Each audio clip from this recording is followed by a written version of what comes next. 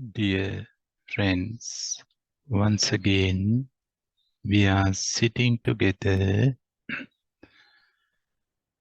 to practice meditation for half an hour as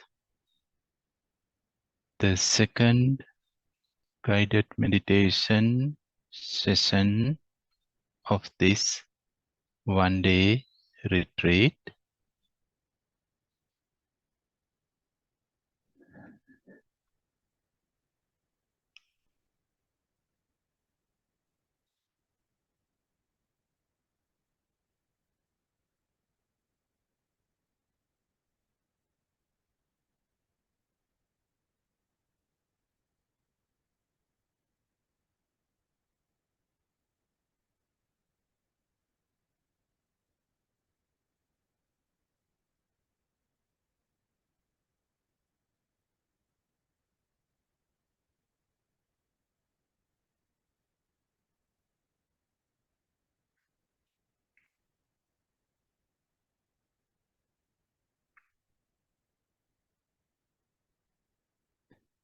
As meditators,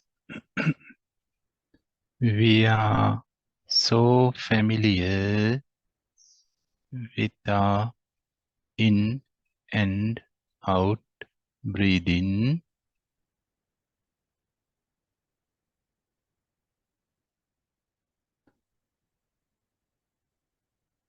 more than anything else or more than anybody else.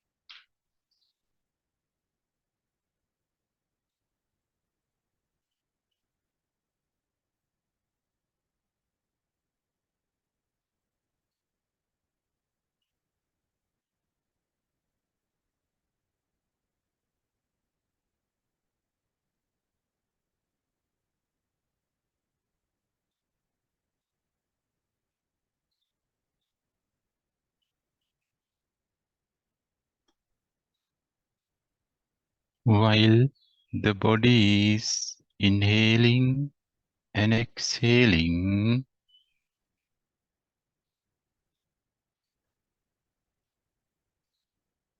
the mind is involving to some thoughts which are so familiar to the mind.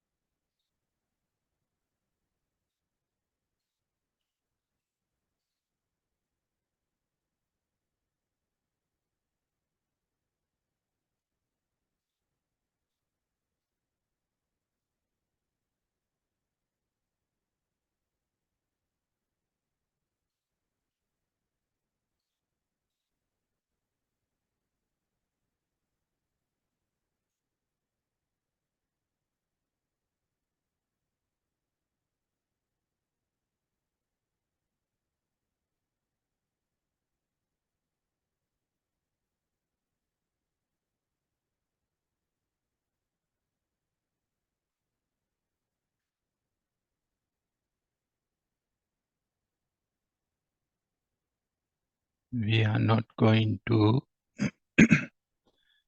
we are not going to involve to any thinking.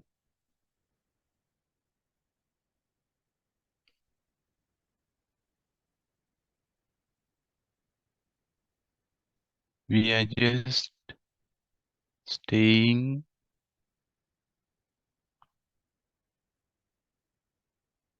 with the awareness, which is helping us to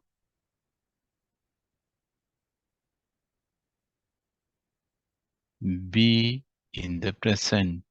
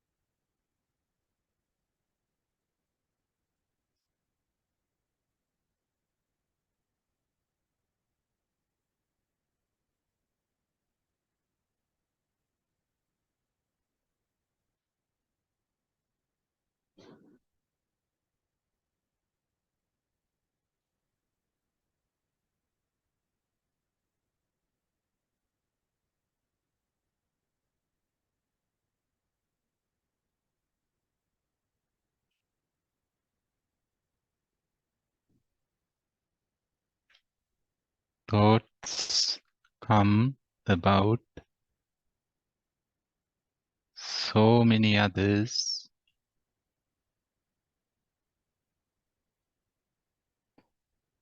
Also, we may think about them whenever a thought comes about someone.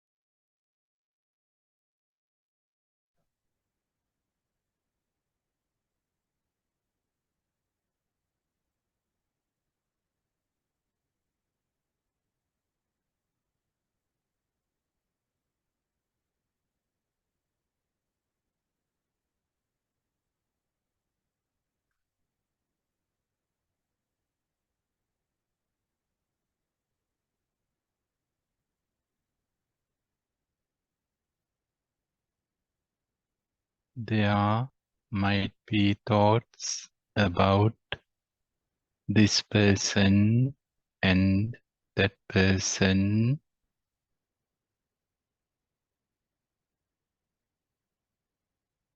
and soon after we remember somebody, we start to think about them.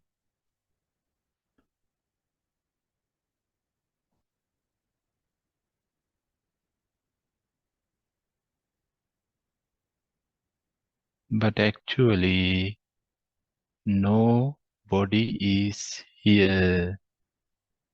We are alone.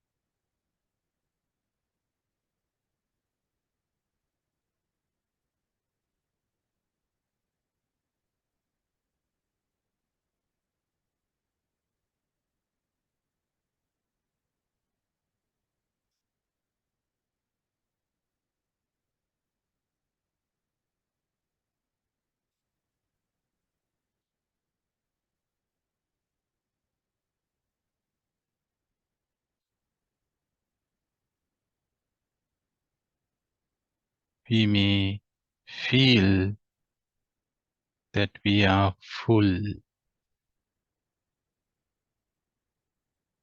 We do not miss anything. The present moment is perfect.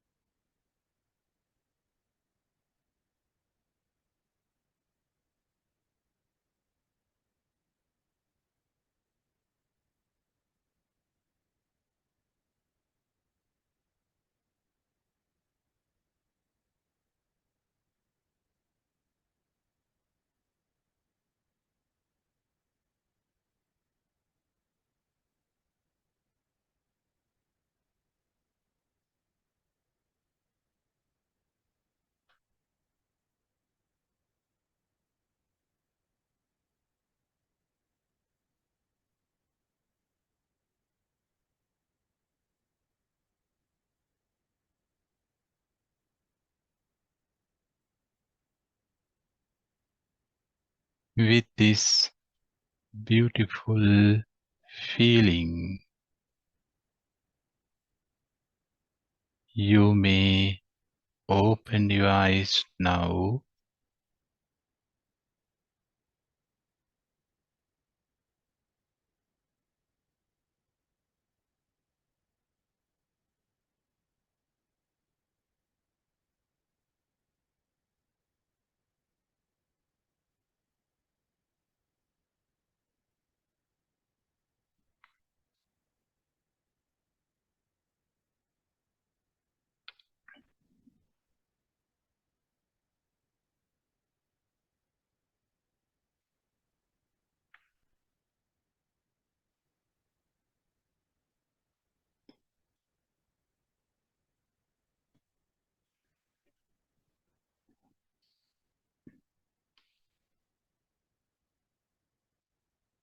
Thanks, dear friends,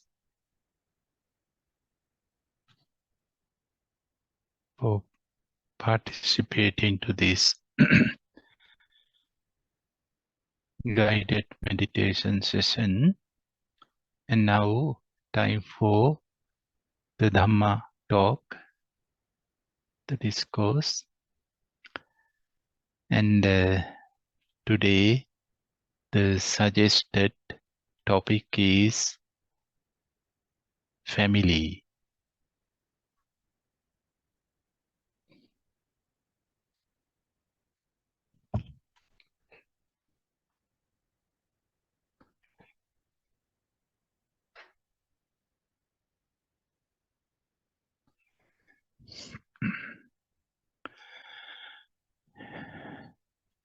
We have gone through many topics so far, each month, different topic. Last month, the gratefulness, causes, richness.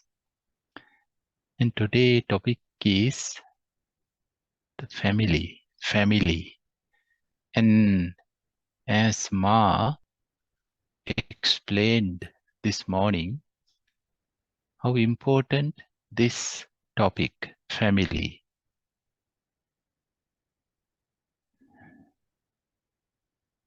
Why we are looking for families, why we need families, and why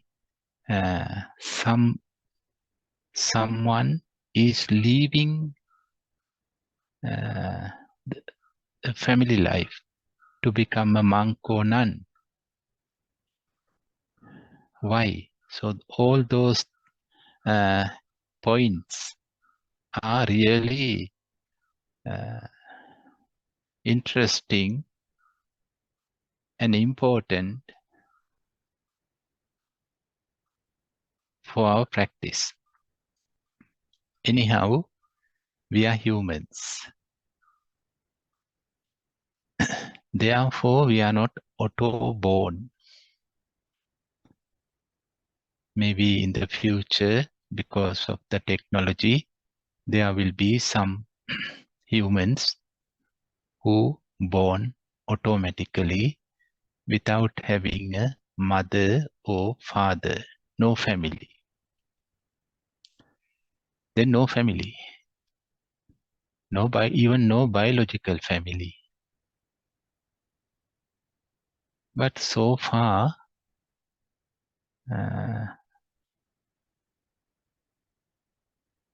we came to this human world through our parents, because of our parents.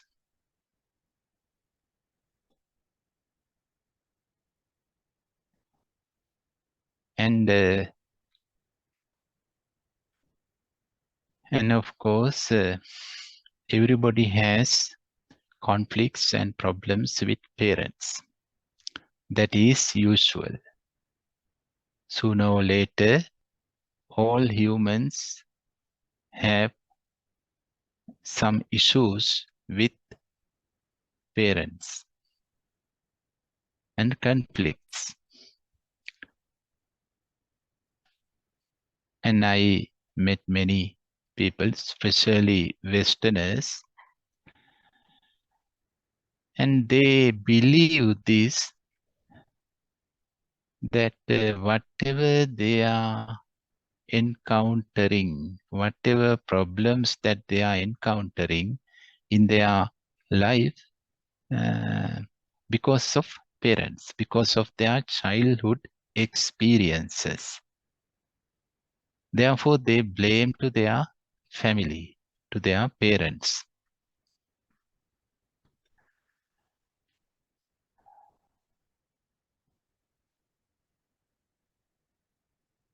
And they hate their parents.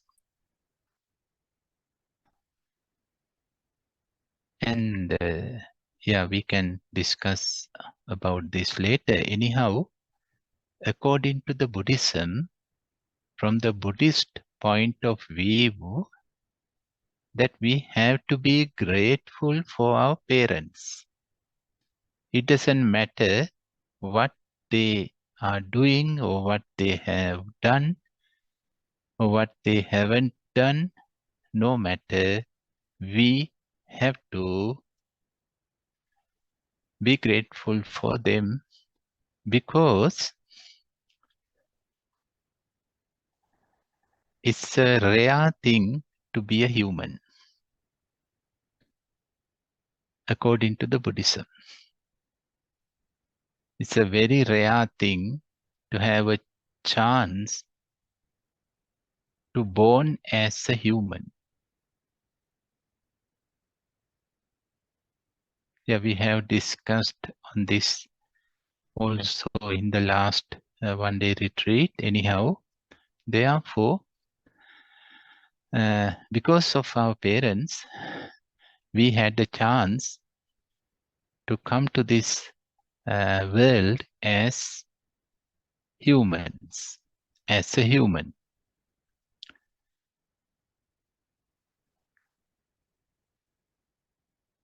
And then we need a family.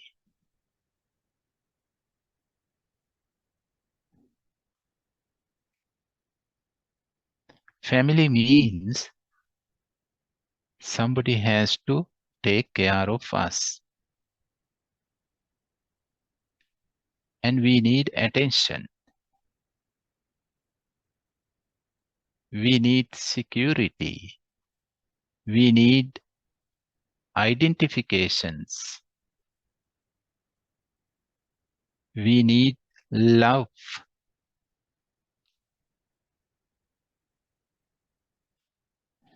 And a family means everything. Less or more, everything. Caring, sharing, giving attention, giving security, and love, and giving identifications, protection, all are there. And we need all of them. And without a family, it is not easy to get these things. All these things is not easy to get.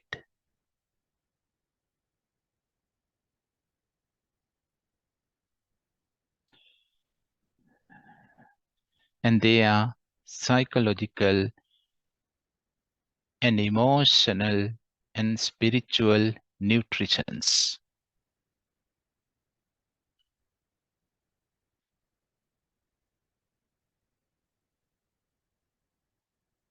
As vitamins for the body, as minerals and proteins for the body. Those things are nutritions to the heart, to the mind, and to our spirituality. And we grow up with materialistic food. We grow up physically with the knowledge. We grow up intellectually.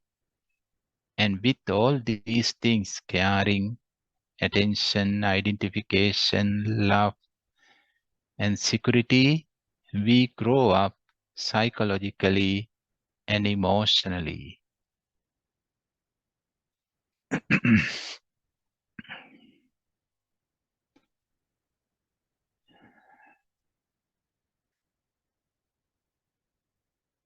And this is a very fundamental and very basic human need. Even we do not use this word family, but we all need these things. And we beg for them. We are asking for them. We are fighting to get them.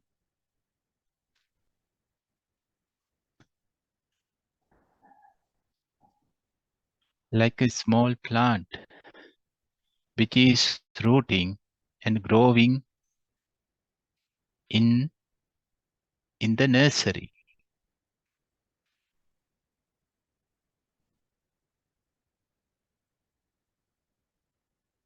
So the shelters of big trees are helping and supporting for a small tree or for small trees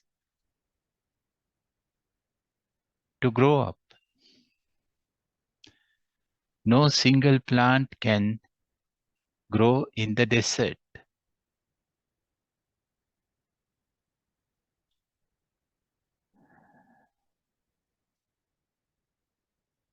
And the interesting thing is, dear friends, after growing up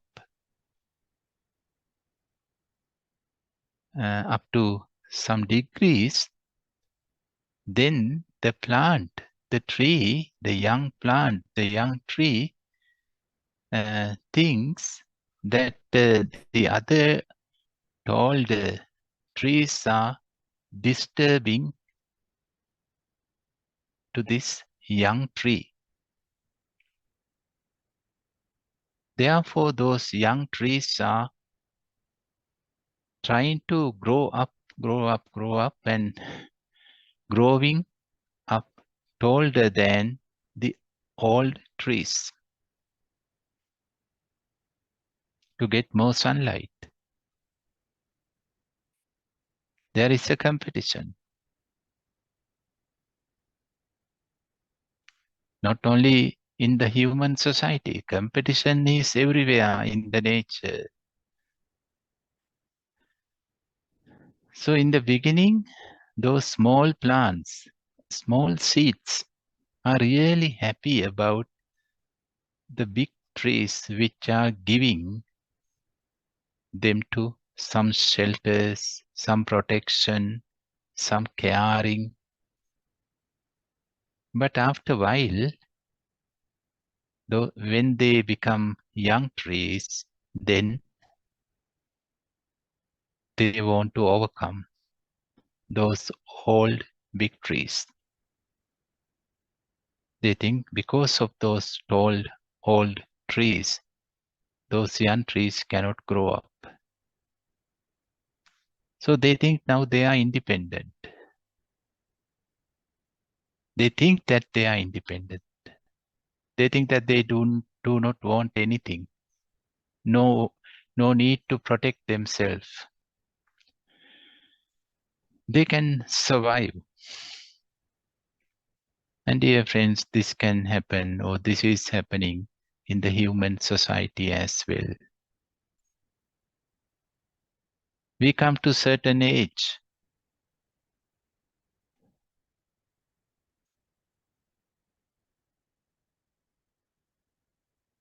To think that we are independent, or we want to be independent. And we think because of adults means not only parents, because of adults, we cannot be independent.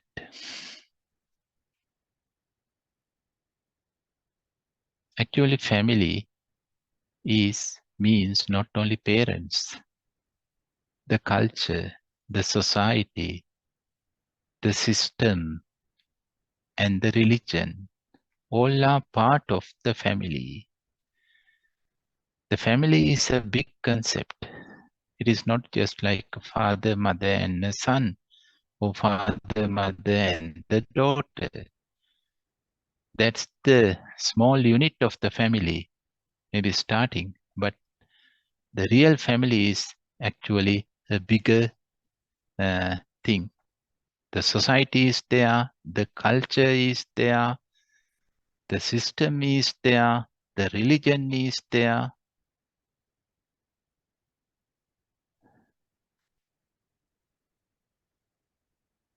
And the interesting thing is, in the beginning, we appreciate all of them. We are proud of them.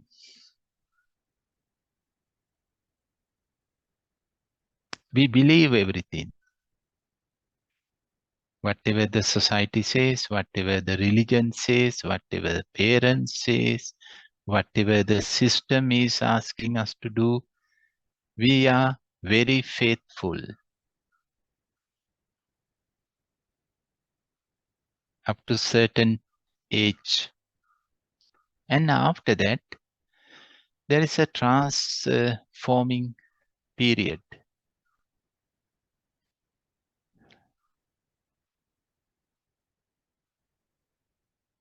from the faith to the critical mind.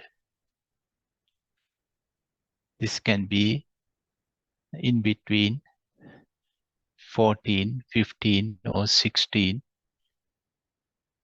till 24, 25, 30, or 35. This is the period that we want to be independent. We think that we don't need a family. The family is a distraction. The society is old. The society doesn't know how to do things. We know, or we want to find out, or we can find out.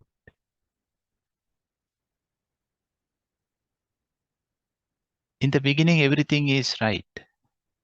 And now, everything is going to be wrong.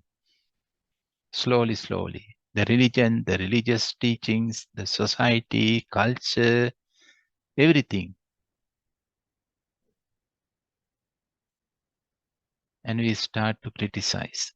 In the beginning, we believe. Now we criticize. The period that we feel that we don't need a family.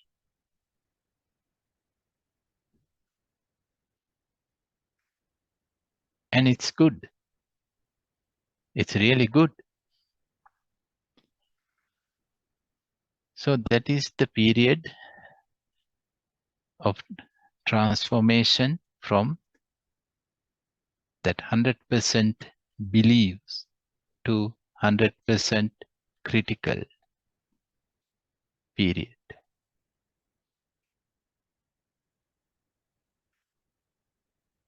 And that's the period that we are searching for new systems, new paths, new ways, new, modern. And that's the period that we are fighting with the old systems. In the beginning, the old system is the umbrella to grow up. But now we feel that the umbrella is stopping our growth. So we want to remove the umbrella.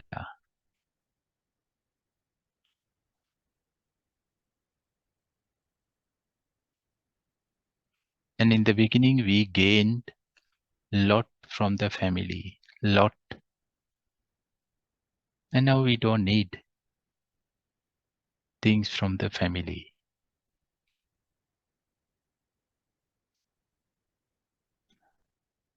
And dear friends, after this period, we think that this is the reality. Our rest of the life should be like this. But it is not like this. This is also a short period of time. After 30, 35, or 40, again we are looking for family life. Again we need some group cultures. This is interesting. That's why everything is happening as a circle. So we have to come back to the beginning.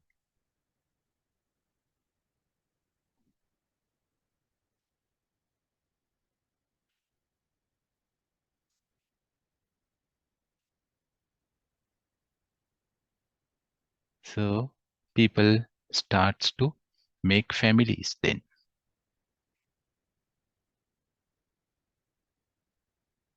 First they reject, first not first, but first they wanted, and then second they rejected. Now they again want to have a family.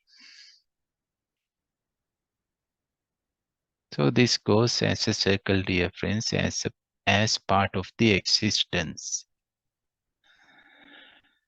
Anyhow,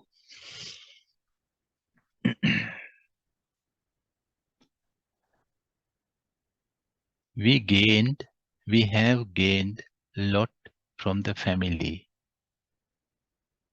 from our parents, of course, and from the society, from adults, from our relatives, from the system, from the generations, from the tradition. We have gained a lot as multivitamins. And the nature is now expecting us in return something. The nature is very greedy. The nature is not generous at all. It's a wrong concept if we think that the nature is so generous and uh, giving everything freely. No, no, no.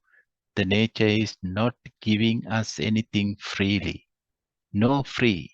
Nothing is free. Everything has a price. So after a while, the nature is expecting everything in return. And that is called responsibilities and duties. In the beginning, rights, rights, children's rights, child rights, rights. No duties, no responsibilities, only rights. It's a trap, dear friends.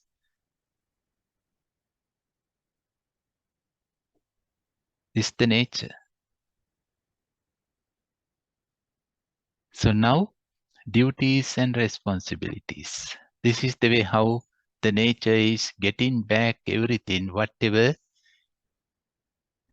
it was giving us. In the beginning, the nature says, it's your rights. You have this right and that right.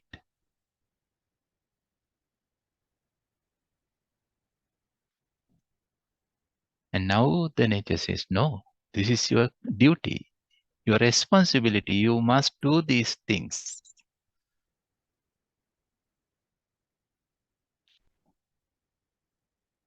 In both ways, dear friends, we are trapped. When we think it's our rights, then naturally we think it's our parents' duties, responsibilities. The society has this responsibility to take care of us, to look after us, to love us. to chaos. We think all of them are our rights. Therefore, we demand them. We demand. And that's why we had some conflicts. We demand, and whatever we demand and whatever we receive are not always same, equal. We demand more and more. But we receive only less. Always there is a gap in between what we demand and what we really get. And then we think it's others' fault. They don't do their responsibilities well. They don't do their duties well. So we have emotional problems.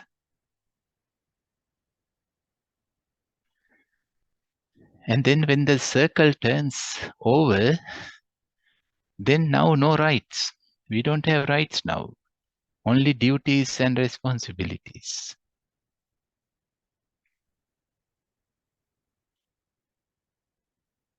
And others are demanding now.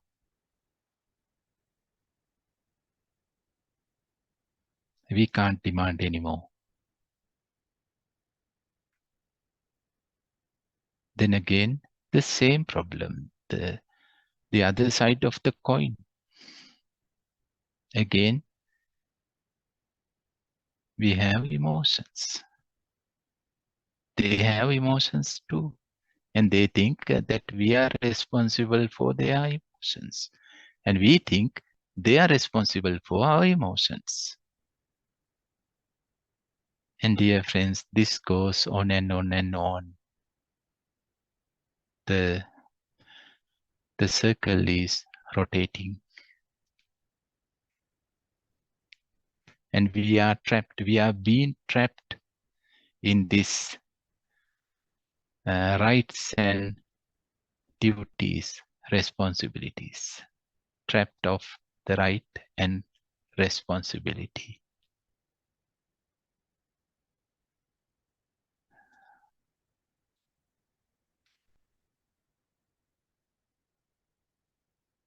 In the beginning, we thought that others did not spend good enough time for us.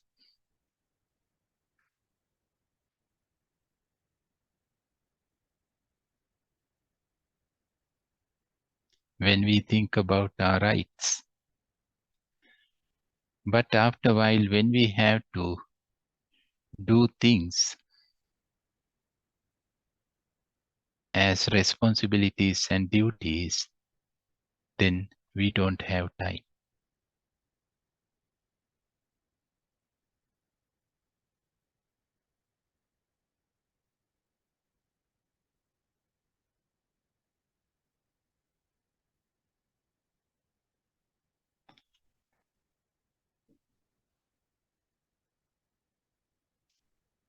We are stressed.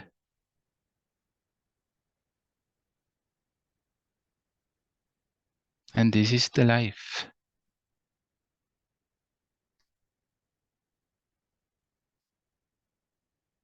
And that's why people are thinking about monastic life. No families. And they think no responsibilities. No family responsibilities.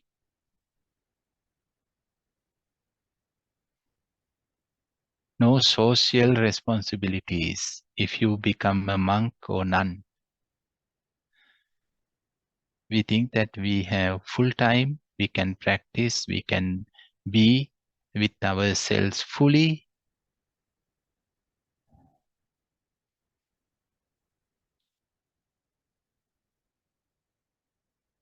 No duties. Dear friends, yes, up to certain extent, that can be true, but we are not free from responsibilities. It's a big responsibility to be a monk or nun, to dedicate our life to the practice fully. That's the biggest and most complicated responsibility. And it's not a joke, and it's not a game. It's so heavy. It's more heavier than all the other world responsibilities.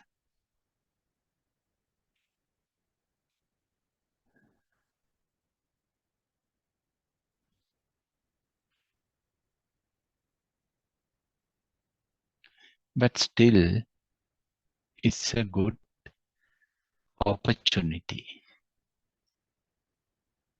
It's a really good opportunity to stop this circle of life. Otherwise, there is no end. No end.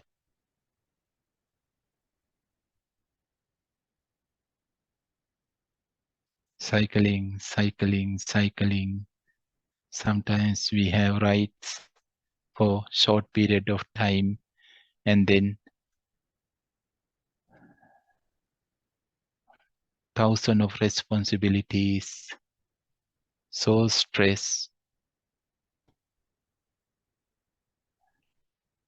and again and again.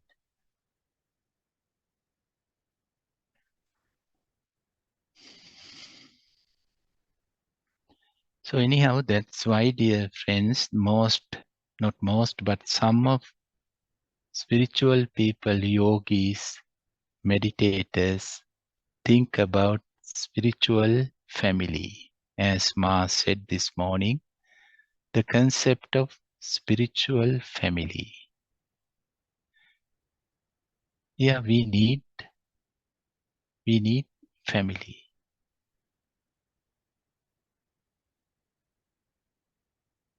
Spiritual family means less rights and less responsibilities. Less rights. We can't demand from anyone. Nobody is responsible for anything.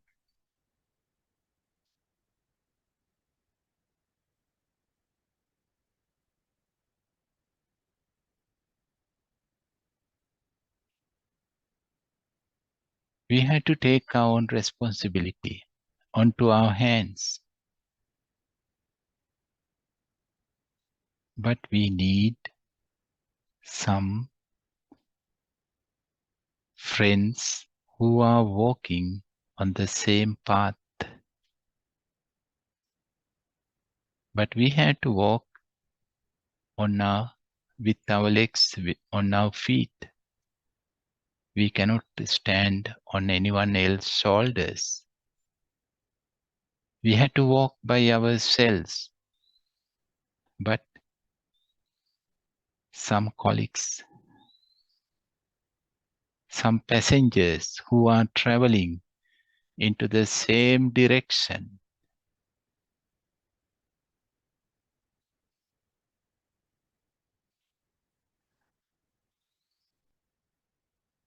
that's, you can say, the spiritual family.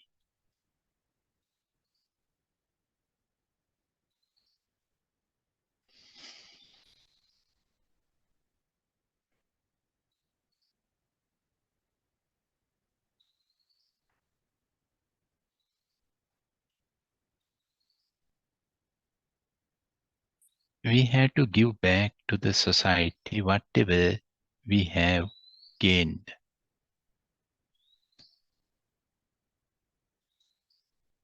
Before we die.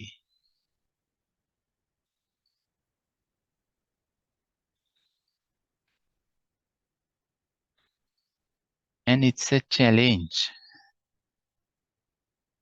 to return things, whatever we borrowed, or whatever we have borrowed,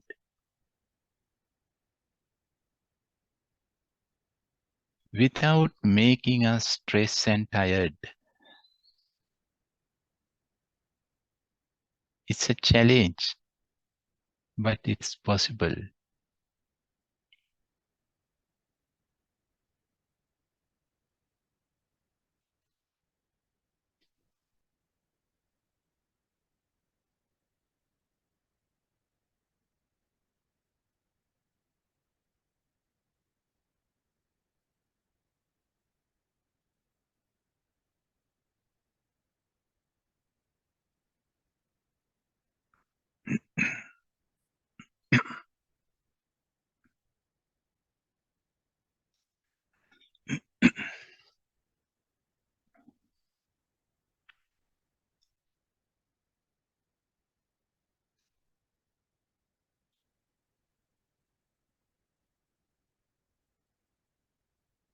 And the other interesting thing is that there is a common attitude or common idea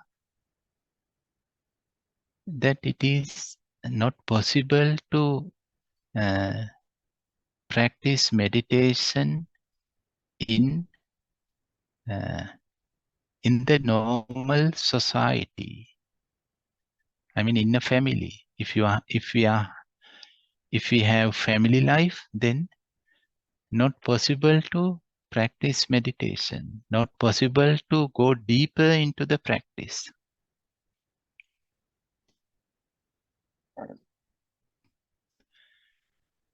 We had to go to the center, meditation center, to the forest, to the ashram,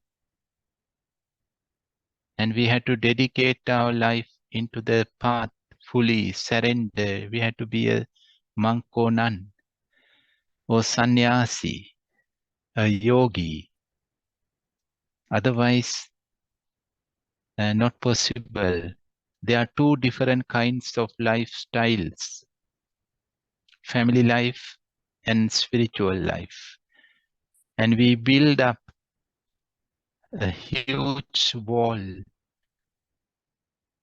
in between those two concepts, family life and spiritual life.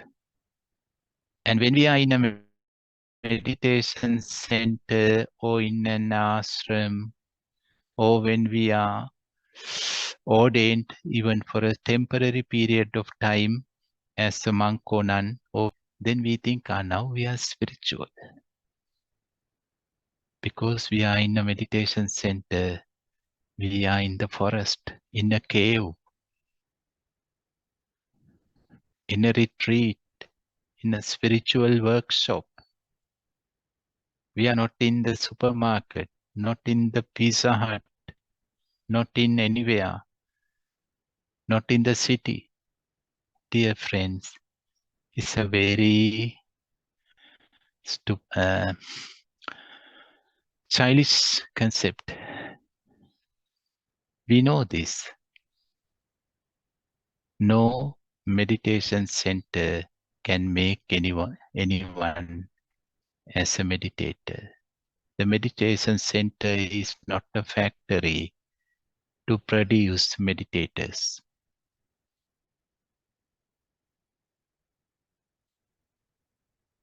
It is not happening. We have to meditate. We have to be a meditator. And it is not depending on the place where we live, where we are, which color that we are wearing.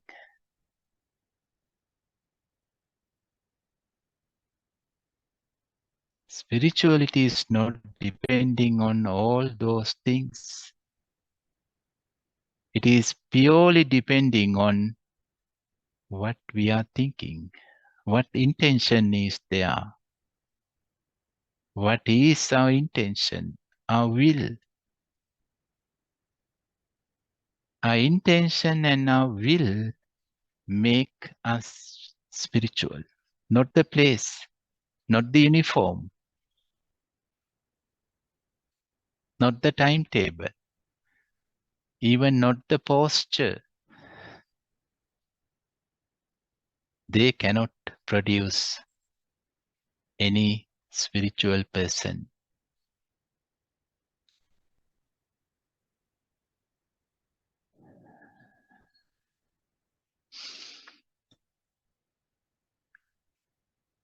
And today, everybody is speaking about the mindfulness. And the modern world highly believe the concept of mindfulness. The modern religion is the mindfulness. It's a religion now. It is becoming a religion. And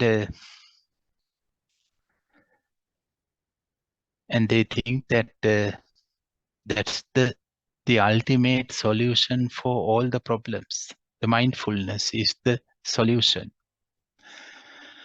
Anyhow, where is the mindfulness? If the mindfulness is the solution and that is the way to be a spiritual person, and where is that mindfulness?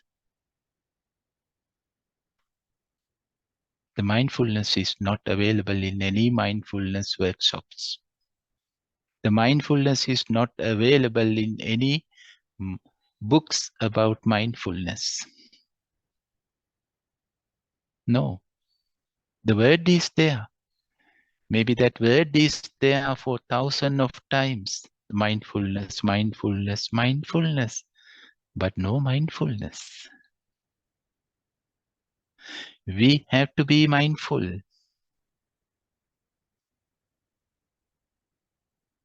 Otherwise, it is remaining just as a word, the mindfulness. So we had to be mindful.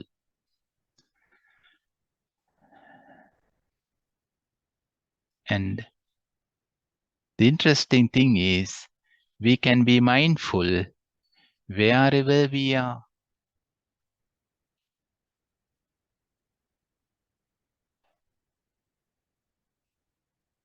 There are no specific places to be mindful. No. No specific postures to be mindful. No. This is the interesting thing. We can be mindful whenever we want to be mindful, wherever we want to be mindful. The time cannot disturb us to be mindful. If we want to be mindful, we can be mindful. Whenever we want to be mindful, we can be mindful. The time cannot say, today is Sunday, you cannot be mindful. Today is a public holiday, or now it's noon time, or now it's afternoon. No. The time is unable to stop us if we want to be mindful.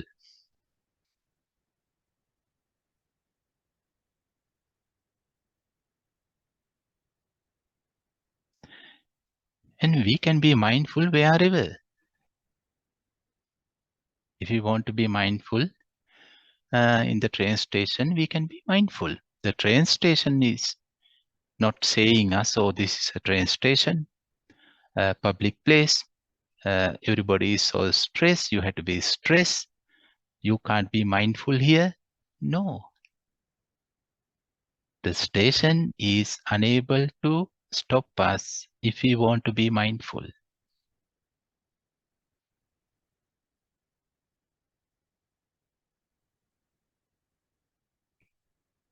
So therefore, it is beyond the time and space. And what I want to tell you is, if we believe this mindfulness is the only way or only path, whatever, we can be mindful in our family life. As a son, as a daughter, as a wife, as a husband, as a father, or as a mother, even as a grandmother or grandfather, one can be mindful. All these concepts, I am a grandfather, grandmother, granddaughter, grandson, they are just concepts. If you want to be mindful, you can be mindful.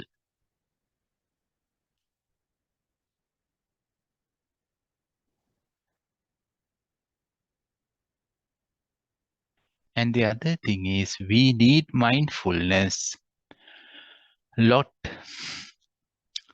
in our family lives more than in our spiritual life.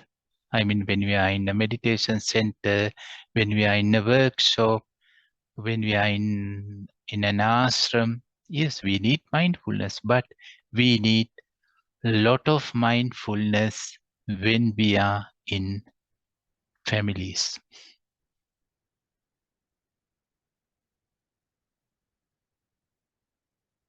Because easy to be stressed out.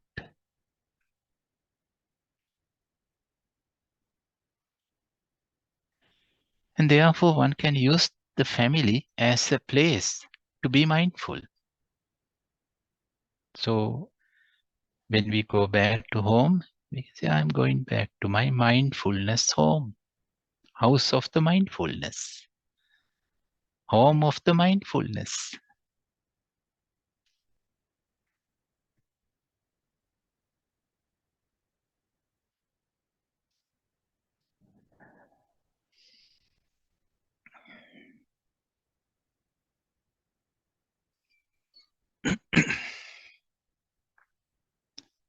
And dear friends, the mindfulness is not the only practice. According to the Buddhism, there are some other very beautiful qualities what we have to be cultivated. Like 4 Brahma Viharas, metta, unconditional love, karuna, compassion, mudita, sympathetic joy, and upekkha, being equal to whatever happens. And they are really beautiful qualities. And you may familiar to this concept that I would like to use always mindfulness and heartfulness. Mindfulness for the attention and heartfulness for those beautiful qualities. Unconditional love, doing things without expecting anything in return and not making any restrictions. I love you if you are good. If you do anything bad, it's over. No.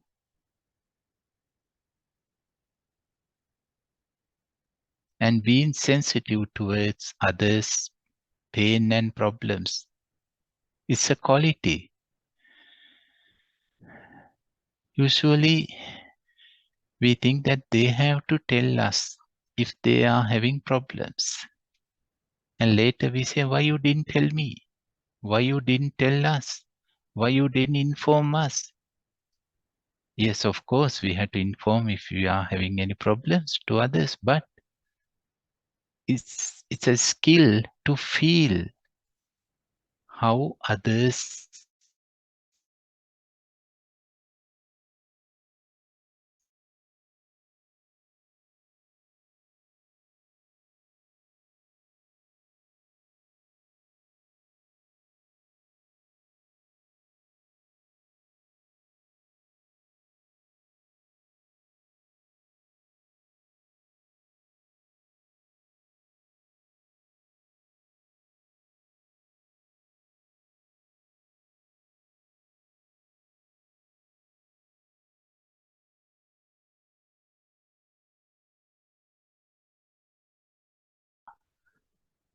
what they are experiencing, especially if they are experiencing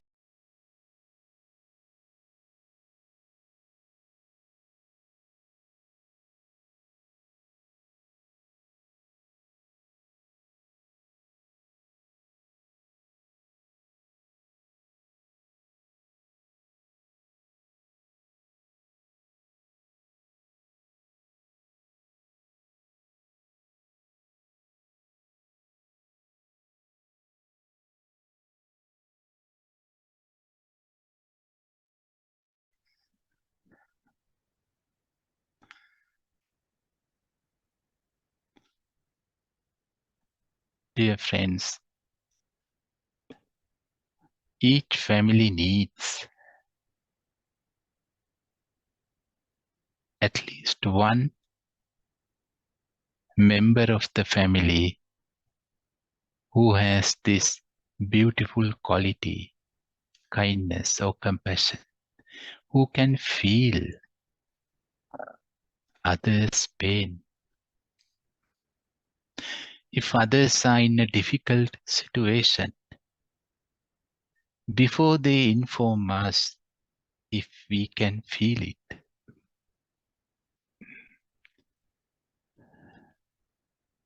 So that's why I said it's a gift. If someone is practicing metta and karuna, uh, unconditional love and compassion, then they are gift for others. And the person who is practicing these things can get spiritual benefits, and the others who are not practicing but who are getting benefits out of our practice, yeah, they can get some worldly benefits.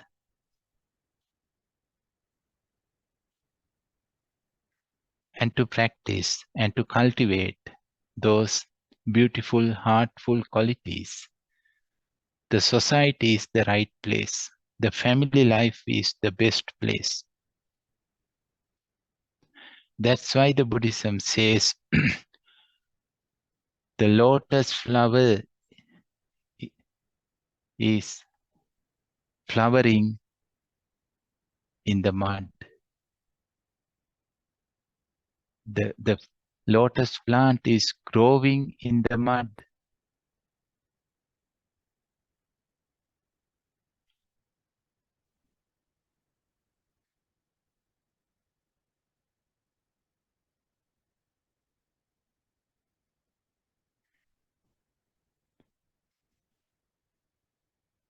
The last thing, you may have many things to share, but the last thing what I would like to share today in this talk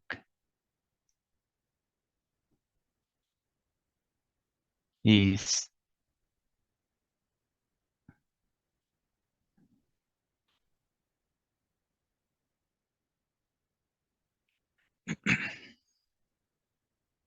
the reality is we are alone. We are alone. That's the reality. If you are having any physical pain like toothache, for example, no one can share it. Who can share it? 50-50? No. Even if you are having a psychological pain, who can share it? We can tell everybody or they can ask, but 50-50, no, not possible. They may cry. If we are suffering, and then if somebody knows, and they may cry, but they cry not because of our pain, for their own pain. Then they create their own pain out of our pain, and they cry. They are not crying because of us. We are not crying because of them. We cry only for our own pain. Our own pain makes us cry. So if somebody is in a pain and 100 of people are crying, there are 100 of different individual pains, not crying together. Maybe from outside, yes, we think that all are crying together. No, it's individual crying. We are alone. This is the reality. Spiritual life or family life or whatever. Yeah, it has certain advantages and at the same time limitations. It is just a concept. Finally, it's just a concept. We are alone. We came to this world alone, and one day we leave this world alone. We know this. Everybody knows.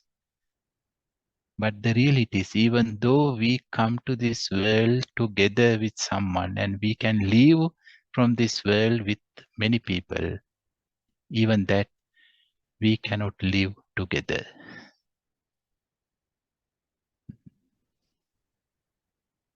Physically, yes. Psychologically, up to certain extent, yes. But we are in our own different worlds. It's like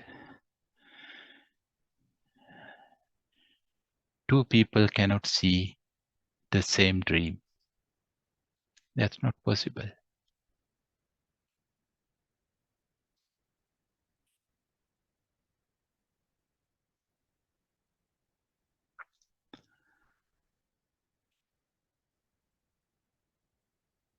We are alone. But if the awareness is there, then we are not alone. We don't feel that we are alone if we are aware, if we are awake, if we are alert, if we are conscious, and if we are mindful. We don't feel that we are alone. And also, if we are having some amount of love, compassion, rejoice, and equanimity, we don't feel that we are alone. And the conclusion of the topic today is the awareness and metta, loving kindness, compassion, sympathetic joy, and equanimity are our family members. They are our families. Let us be familiar to them more and more.